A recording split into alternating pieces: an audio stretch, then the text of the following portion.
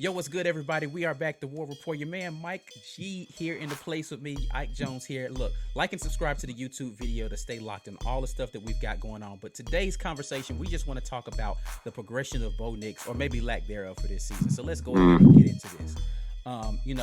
We've talked about this on the show a little bit, but how do you feel Bo Nix has progressed this year? Second year, Gus Malzahn, Auburn University, Bo Nix. How do you feel like it's going sophomore year for him?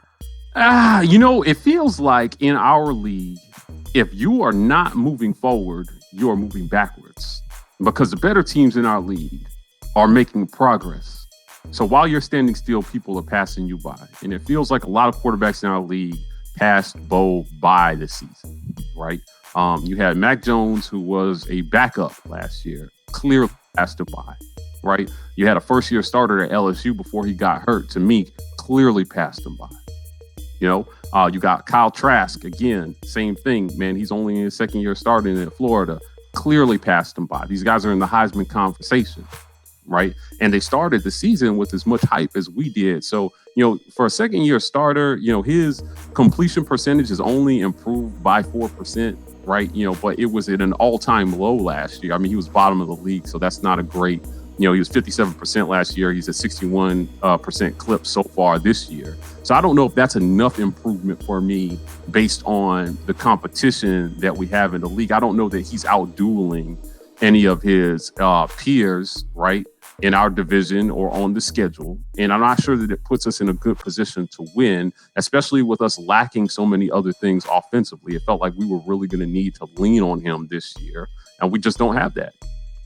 I mean, so I'll concede that I don't feel like there's been much improvement, but you pointed out one of the statistics that I did want to talk about, which is his completion percentage went up a little bit more.